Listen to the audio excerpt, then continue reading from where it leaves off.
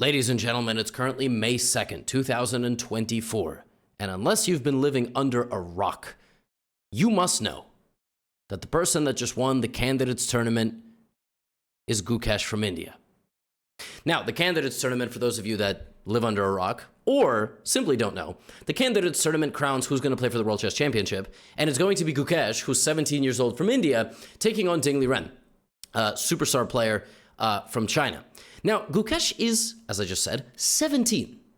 So he's had a short career, but obviously a very productive one. And Gukesh has a chess coach. His coach is Grzegorz Gajewski from Poland. And in this video, I'm going to show you the one and the only game that Gukesh ever played against this coach. You see, in most sports, the coach is like 50 or 60, and the players are 20 or 30. So it's very unlikely a player on the team played against the coach. That just doesn't really make any sense. But in chess, that happens all the time. This game was played in 2019, and at the time, Gukesh was 13 years old. And he was playing against Gajewski, who was probably in his late 30s.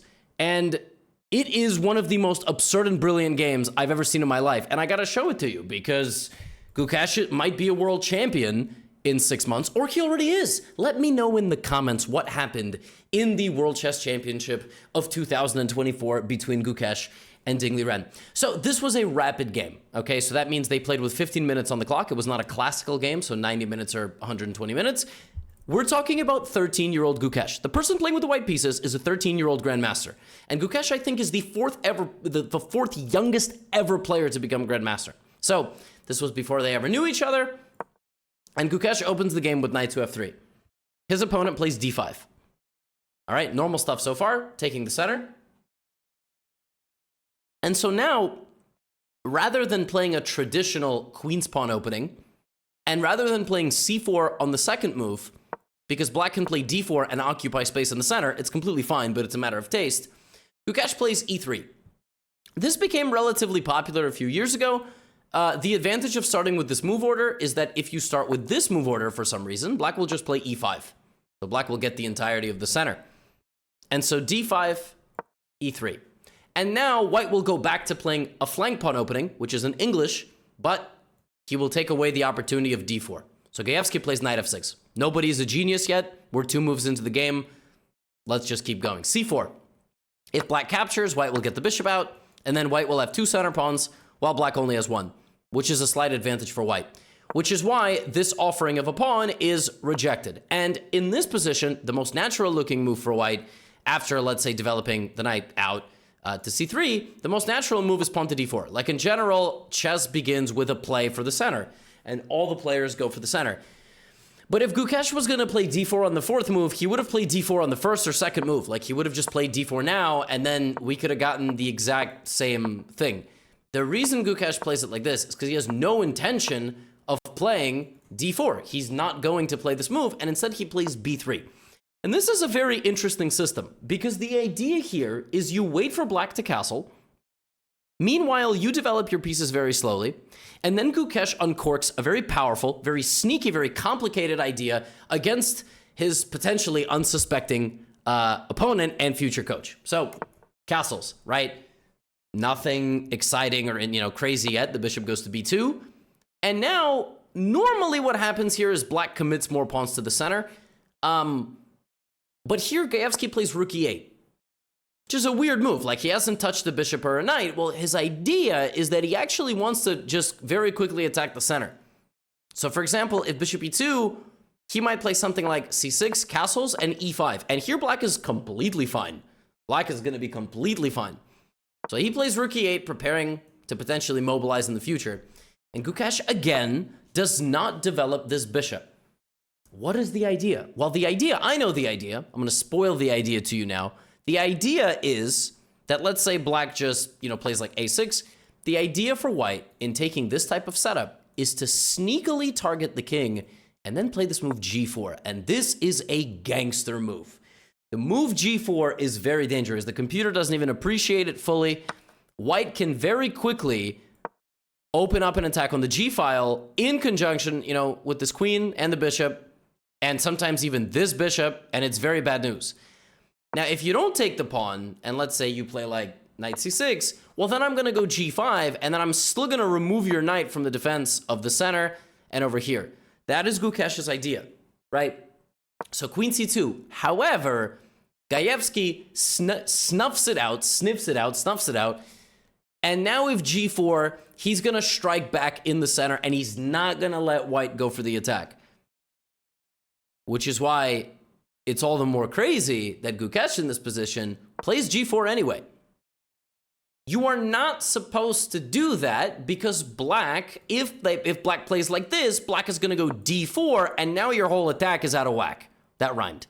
Now, you could take and win a pawn, but then black is going to play e5. Your bishop is blocked. You're going to come back. You will lose this pawn, and you don't have any time to attack anybody because black is actually the one attacking you. So g4, and the future coach says, listen, young man, listen. I don't know who you think you're playing. You think that you're just because you're 13, you're going to steamroll me because I'm like older than you. I'm playing d4. I'm playing principal chess. And as like a top 5 grandmaster of Poland, which is a very strong top 5, yeah, learn some manners. Gukesh, by the way, took the pawn. Pawn takes d4, and he did, in fact, grab the pawn. He grabbed the pawn. He was like, you know what? I'm going to take the pawn. I'm going to clear the pawns. And then we're going to reopen these lines and rook to g1. Now, the best move here for black was to, in fact, play this move e5, opening up the bishop. But instead of that, Gajewski took the pawn on g4 with the knight, basically saying, Gukesh is not going to be able to attack me because I'm actually going to use the open lines and attack him first. So now Gukesh plays rook g1. Now, black must play energetically. What I mean by that is black cannot just retreat and go back because then white castles. And sooner than later, white is going to go here, and it's really bad news. There's even a rook sacrifice and a double check, and then I win the queen. So it's going to be bad to worse. Okay? So rook g1, he plays f5. Same thing, by the way. You can't take this pawn. It's not a free pawn. I'm going to castle. You can't take this because I'm going to go here.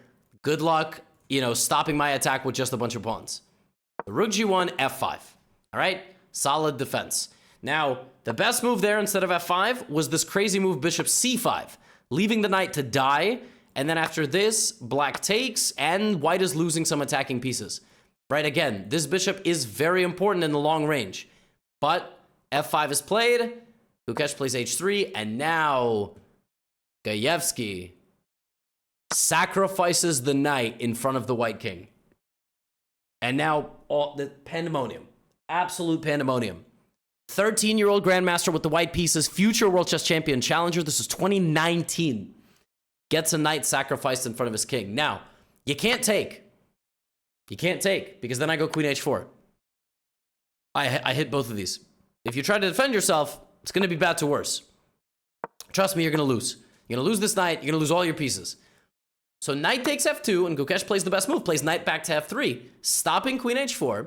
Reopening the bishop, and now he has his own ideas, like knight to d5. For example, a6, knight d5 is devastating. Like, different ideas, not to mention king f2 is still a threat, right? So, he plays knight back to f3, keeping stability. Now, the computer thinks that white is better.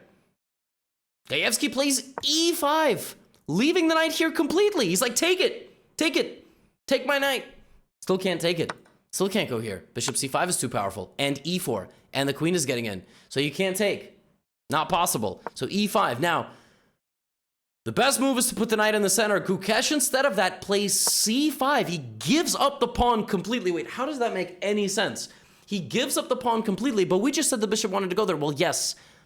He gives up the pawn because when it gets taken, which it should be taken, now this bishop can go attack the king. That was called a clearance sacrifice. He clears out the c4 square for his bishop. And not just the c4 square, the queen is alive now. The queen will have eyes on the bishop on c5. Now, check out this move. Knight to g5. The idea of this move is to fight for the light squares near the black king and play bishop to c4 check. It's also to disconnect the queen from h4. Now, best move for black, maybe play defense, but he plays a perfectly reasonable move, plays bishop e6. What? There's a very simple combination here. Knight takes, rook takes, Bishop c4, that pins the rook to the king. That must be winning. But as it turns out, Gukesh fell for his future coach's trap. All of this happened in the game. Now, instead of that, Gukesh probably should have played knight a4 or knight to b5, but he plays a very straightforward tactic. But would his stronger, much older grandmaster opponent blunder such a thing? Maybe here Gukesh calculated this. Knight c6, bishop check, king h8, something like knight d4 is coming in. The major problem for white is you cannot castle through check. It's illegal. And you can't castle this way. That's the major problem. Well, Gajewski here plays king h8. And the computer just thinks black is completely winning. And I think at this point, Gukesh realized it as well. You can't take the rook. Because then I play knight to d3 check. Let's say you play, I don't know, king e2, knight f4, you lose your rook, you lose the bishop, your king is in the open, and you are losing. You're just losing here. There's nothing that can be done because white's king is so weak. Queen h4, threatens mate, threatens this. Queen f4, he can't stop everything. Rook is hanging. So Gukesh has to do something desperate, and he plays pawn to d4. And now, from this point forward, this bar kills the mystery of chess sometimes. So I'm going to disable it, and I'm going to show you how this game progresses. The idea of d4 is to basically disconnect some of black's pieces from each other. If you take with this pawn with a discovered check, now I take your rook, and now you don't have the eval bar to help you. A moment ago, I couldn't take your rook because you would play knight to d3. Can't do that anymore. So that's the point of d4. If bishop d4, you cannot play knight d3 anymore, so I would take the rook. But the best move is queen d4, and Gajewski is up 3 points of material. White's king is stranded in the center of the board. Gajewski's threatening this. He's threatening knight d3, threatening so much stuff. And at the same time, he is sliding Gukesh his business card and says, call me if you want to get better. All right? Queen takes on d4. Gukesh comes back with the knight. The queen is under attack. The rook is under attack, but white's king is in dire straits. All right? Now, knight to d3 check is possible because then you can play something like queen f2. But he plays queen h4, very natural move. The threat is created. The rook is hanging. If Gukesh tries to get out of the way, like he plays knight g3, black simply moves the rook, like to d6, and is up 3 points of material. So Gukesh decides, you know what?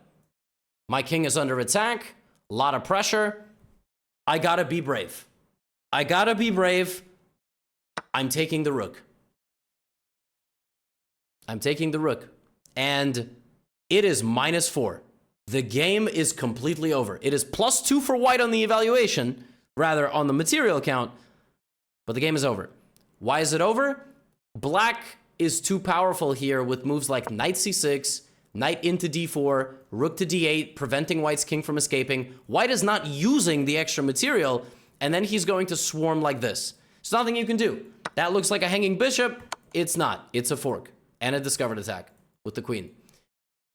So it's winning. Gajewski plays knight to d3 check, which is a discovered attack and a double check. Now white's king has to move forward. The best move is played again by Gajewski. Queen h6 check. The white king cannot go back. If you go back to d1 here trying to be safe, I take the bishop. I take the bishop again, and I play knight c6 and rook d8, and your king is stuck forever. And by the way, as a bonus, your rook is hanging. So queen h6 check, and my man Gukesh takes the knight and walks the king forward. Now, Gukesh is up 5 points of material. That is a lot. He is up a lot of material. He's up a rook, and he's up a bishop. But he's down a few pawns. In this position, Gajewski continues the merciless king hunt. Queen to e3 check, and Gukesh has to walk his king forward again. If the king survives the storm, he will rejoice. He will bring the victory to his pieces. He will bring back hope to the army.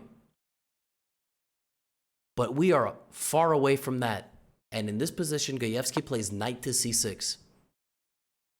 How will the king survive? Let me just show you something very simple. Let's say I try to go for a queen trade. b5 disconnects my king from the defense of my queen. If king c3, bishop d4 check, knight takes, pawn takes, here, fork, you lose everything. Everything. It is a very difficult position, which is why it's all the more impressive that here Gukesh finds the best offensive and defensive move at the exact same time. He plays rook to g3, hitting the queen and covering the third rank.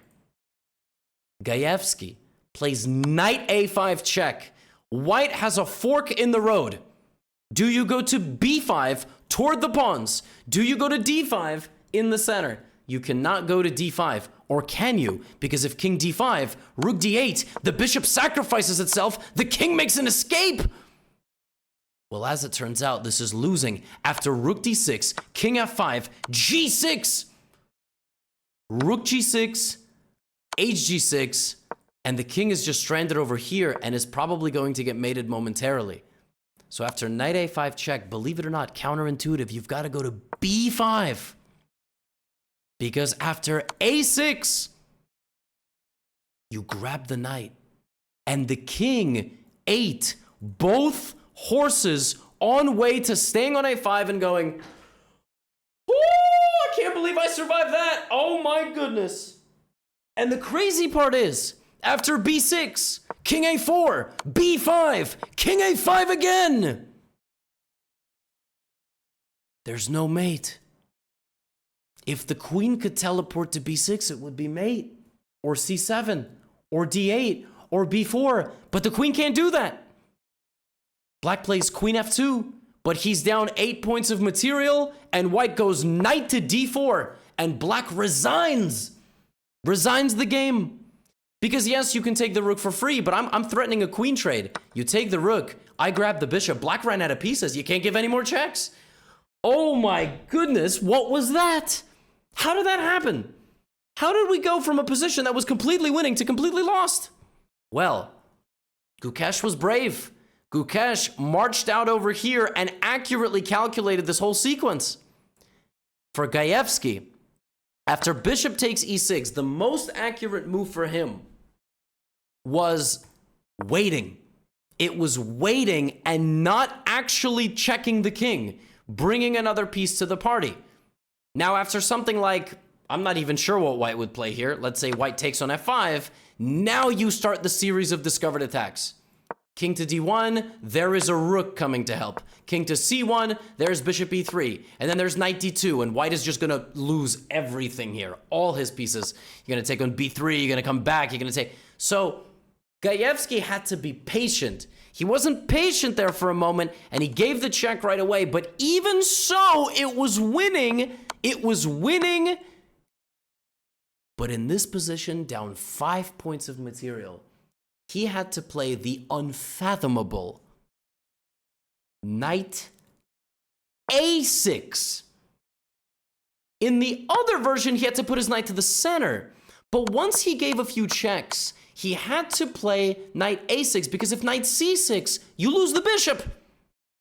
That's the most important thing. Knight a6 defends the bishop and threatens a fork. And this bishop is not important. You need to bring the rook. So Gaevsky needed to utilize his entire squadron. He had to play knight a6, pause down 5 points of material, and he had to find this move with rook to d8. And after a3, stopping knight to b4, again, black doesn't take this, because then the king runs away. But instead of that, after a3, you play e4 check. You force the king to go here. And that is when you start the hunt. Bishop takes, queen into e3, rook coming in a moment, and white is stuck. White can't get back. He can't sneak behind his pieces. But because he went queen e3, by the time the king arrived on c4, believe it or not, in a cruel turn of events, it is now winning for white. The only move here that doesn't lose immediately, Gaevsky played knight c6 and went on to lose. The only move that doesn't lose immediately is the unthinkable bishop f8, which is absurdity. And the idea of bishop f8 is that queen c5 is a threat, and you can't really stop it. The best move again is rook g3. And now we would get queen c5, king d3, queen d6 winning the bishop, and then f4 check winning the rook, king f3, queen e6, the rook would go to safety, the knight would try to continue hunting, the rook would slide over to h4, and now white would be threatening a mate, and black would have to respect that. But instead of that, this is what happened, and Gukesh walked his king to the opposite side of the board, and he defeated Gaevsky in a very, very, very, very daring game. Here, Gaevsky resigned. What a game. And this was the first time Gukesh met his coach in 2019 in the World Rapid Championship. And he took that business card that I said that Gaevsky handed him earlier and said, all right, old man, let's give this a shot. None of that actually happened. But it is very rare that players get to play their coaches, and this is the only time Gukesh has ever played his coach in a game, and Gaevsky himself posted this game on his social media channel, so that was very cool. And you're watching this now before the candidates, but it also could be now end of 2024, maybe 2025, and Gukesh very well could be the world champion, and it all started here in 2019 when he played his future coach in a chess game. So, hope you enjoyed this insane game. And I'll see you in the next video. Get out of here.